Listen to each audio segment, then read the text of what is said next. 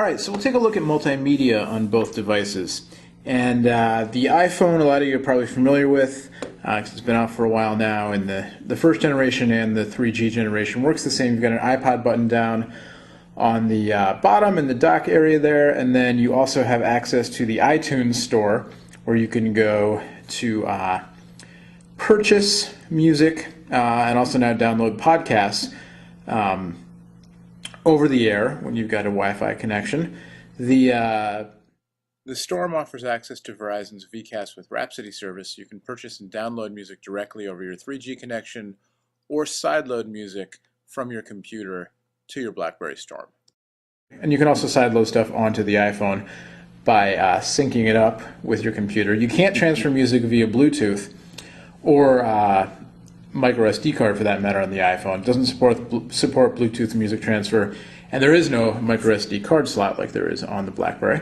But when you get into the iPod functionality here, you can set up playlists. I've synced a playlist, so in your playlist it'll give you the name of the song, artist, album, all that stuff. When you hit a song, you get your cover art. There's no, and then you can turn to widescreen mode and you get your cover flow. So you can go through your album covers, get out your album, your eye candy, and then you can go back to the main menu. It'll keep playing your music.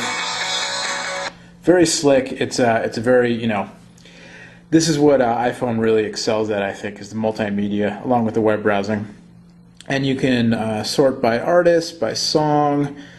You can also, sort by other categories, and then you've got your video playback. I've got one video on here.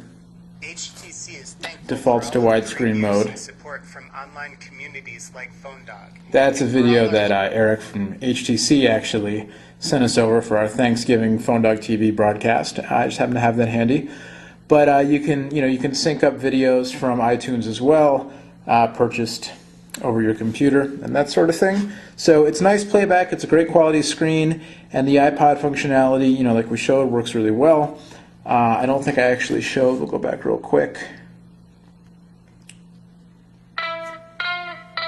So when you're in a song, you can scan, you can set your repeat and your shuffle, and then you can also, it has the new Genius playlist functionality. I don't have that enabled on here, so there you go. And just to show you, on the BlackBerry, when we go into the BlackBerry menu one level down and go to the media. And so it's a pretty nice interface. Again, it's nicer than the previous generation BlackBerries, and it works quite well. And so it's got all songs. One thing you can do on the BlackBerry that you can't do on the iPhone is you can do a text search. So I could search for, and you can see it updates automatically. So if I'm searching for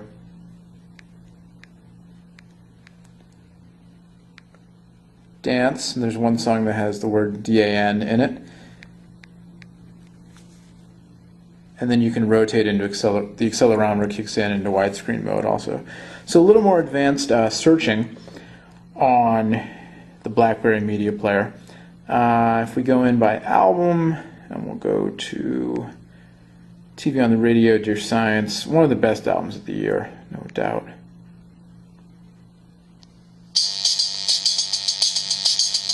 Pretty loud speaker built in. You can play over stereo Bluetooth. You've got your headphone jack.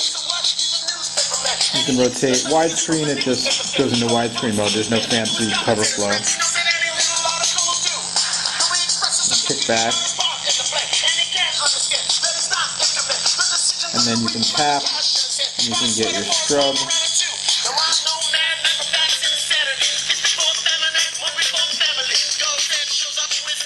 And so you have to kind of double click to engage it, and then scroll, and then click again to get it to scrub. So not quite as easy to use, I don't think, as the iPhone.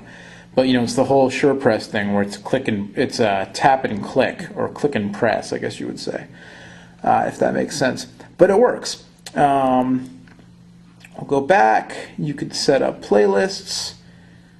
I don't have any playlists yet, so I could add this song and make a new playlist. You can do your shuffle and all that kind of stuff. Go back, we'll look at videos. It came with this sample video, this trailer, and so we'll play that. You can see it takes a little bit longer to load up. It all sounds great until the day you find Use your widescreen. A And it looks great. It's a great screen. A lot of glare here, so you're seeing my head. I'll take it out of the way. I learned something that day. Too bad it was the day I died.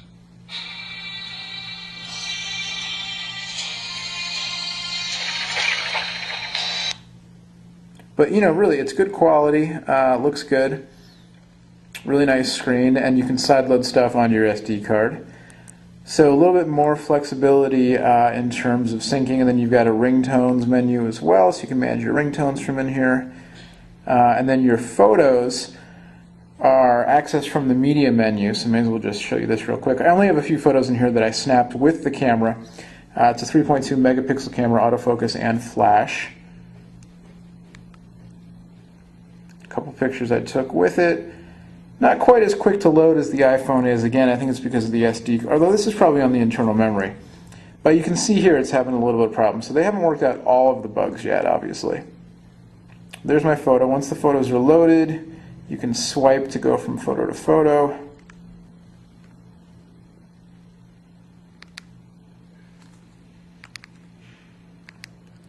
And I frankly forget, that's what I thought was clicking. We'll call up the controls.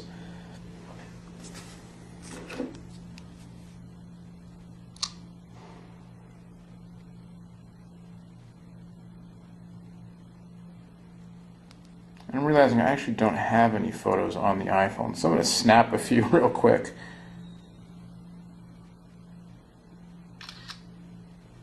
And see, I'm not sure what's going on here with the storm.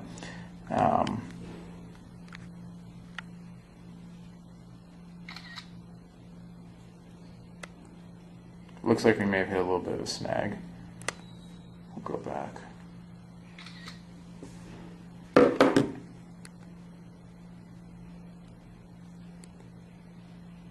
There we go. And then of course you can rotate into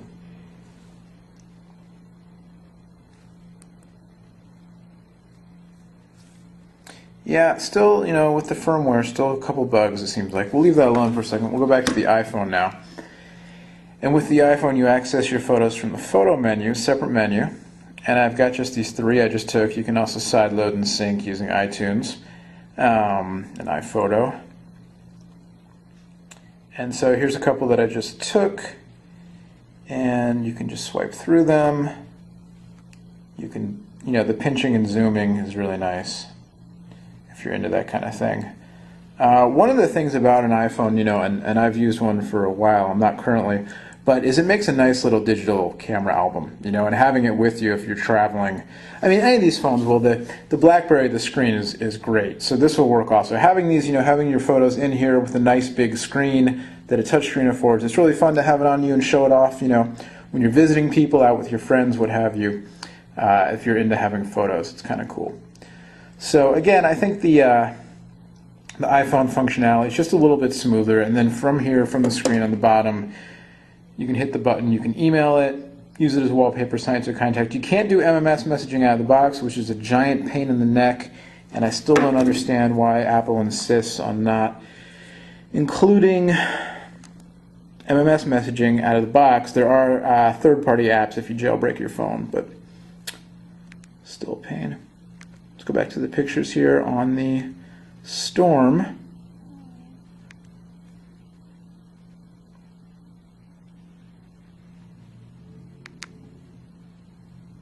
And so clicking will zoom.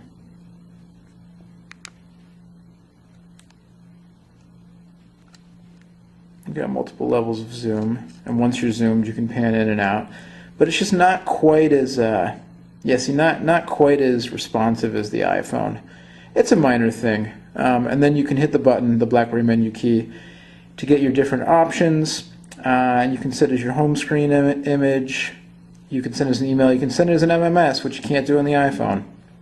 So there you go. Kind of a quick look at multimedia and multimedia and web browsing on the two devices will get them back into their original order there. And I think the new BlackBerry, they've made a lot of strides on the Storm and the Bold with the new OS and the upcoming 8900 series, the Curve 2, where it's out already actually, just not in the US. As far as multimedia features go, not quite on par with the iPhone, I'd say. I think the iPhone just a little bit better web browser still and a little bit easier to use in terms of multimedia, a little more eye candy and just smoothness. But the BlackBerry definitely a lot closer than it was, and definitely a solid multimedia device, although you saw still some lags and bugs even with the new firmware. So there you go. Much more on both of these phones, the previous two parts of this video, and also on PhoneDog.com. Till next time, thanks for watching. I'm Noah from PhoneDog.com. Let's see if, here, you can see who I am. We'll take a picture. How about that? There you go. That's me. I'm Noah behind the camera, on the other side of the camera. iPhone 3G, BlackBerry Storm, and the name of the website, of course, is PhoneDog.com. See, I'm Noah from PhoneDog.com. How nicely that works out. We'll see you next time.